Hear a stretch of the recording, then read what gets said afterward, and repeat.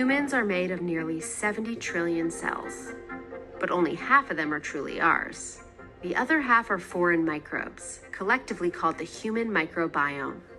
Covering us inside and out, this intricate ecosystem helps us digest food and fight off disease. Even though the microbiome is an essential part of who we are, it's still largely a mystery to science. Researchers have been trying to better understand how we acquire these foreign microbes and if they're exchanged freely between people like other germs. So we say a microbiome, but this means many different species, hundreds to thousands. So it's not just studying one pathogen.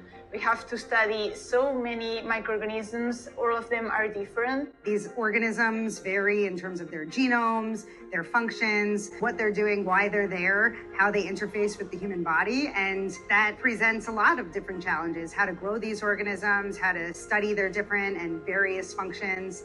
There's another reason our microbiome is tricky to study. Its inhabitants are constantly changing.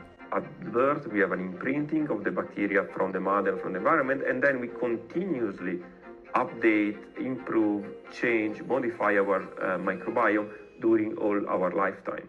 Comparing the individual's data across familial and social networks, the researchers wanted to know if microorganisms in the microbiome could spread from person to person, like a cold or a stomach bug.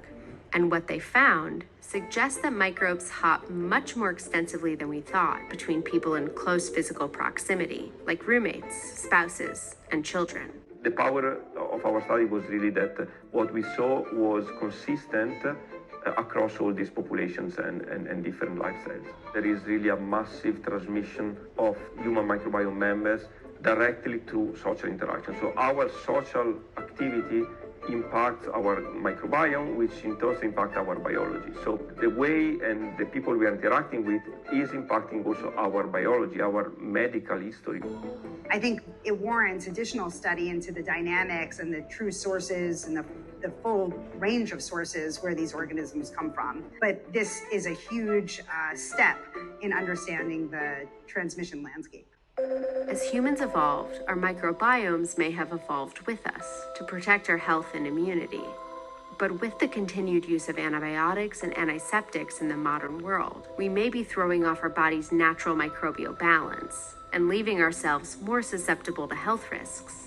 The more we study it, the more we realize that the microbiome underlies a lot of different immune-related disorders in the body. So many of these are chronic conditions, things like cancers, autoimmunity, inflammatory bowel disease, and diabetes, multiple sclerosis, and many other disorders.